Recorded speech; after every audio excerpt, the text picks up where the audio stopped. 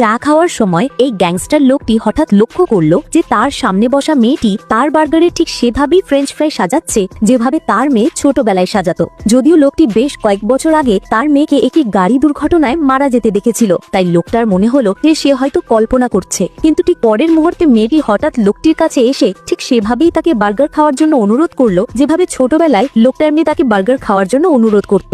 আসলে জানা যায় যে 18 বছর আগে এই লোকটি প্রচুর ধন সম্পদ লুট করেছিল এবং সে তার মেয়েকে এই ধন সম্পদের মধ্যে থেকে সবচেয়ে দামি সোনার হারটা উপহার দিয়েছিল। অন্যদিকে পুলিশ লোকটাকে ধরার জন্য তার পিছু নিতে শুরু করেছিল, তাই পুলিশের হাত থেকে বাঁচতে লোকটি গাড়ির গতি বাড়িয়ে দেয় এবং পালিয়ে যেতে সক্ষম হয়। কিন্তু হঠাৎ দ্রুত গতির কারণে বিপরীত দিক থেকে আসা একটি গাড়ির সাথে তার গাড়ির সংঘর্ষ হয়, যার কারণে পুলিশ লোকটিকে ধরে ফেলে। আর যখনই লোকটিকে পুলিশে ধরে তখনই সে তার গাড়িটা বিস্ফোরণ হতে দেখেছিল, যেটাতে তার মেয়ে বসেছিল এবং সে ভেবেছিল তার মেয়ে মারা গেছে। কিন্তু লোকটি জানতো না যে গাড়ির সাথে তার সংঘর্ষ হয়েছিল সেই গাড়িতেও একজন বাবা ও তার ছোট্ট মেয়ে ছিল। দুর্ঘটনার কারণে সেই ব্যক্তির মেয়ে মারা যায়। এরপর হতাশার মধ্যে লোকটি একটি ছোট মেয়ের কান্নার আওয়াজ শুনতে পায়। এদিকে দুর্ঘটনায় লোকটি তার একটি পা হারায়, কিন্তু তারপরেও সেই সংকটময় মুহূর্তে লোকটি সেই ছোট মেয়েটিকে গাড়ি থেকে বের করে আনে এবং তাকে বলে, আমার মেয়ে তো মারা গেছে, এখন থেকে তুমিই আমার মেয়ে। এরপর চোখের পলকে 15 বছর কেটে যায় এবং সেই গ্যাংস্টার লোকটি অবশেষে জেল থেকে মুক্তি পায়। গ্যাংস্টার লোকটা সবসময় তার মেয়ের মৃত্যুর জন্য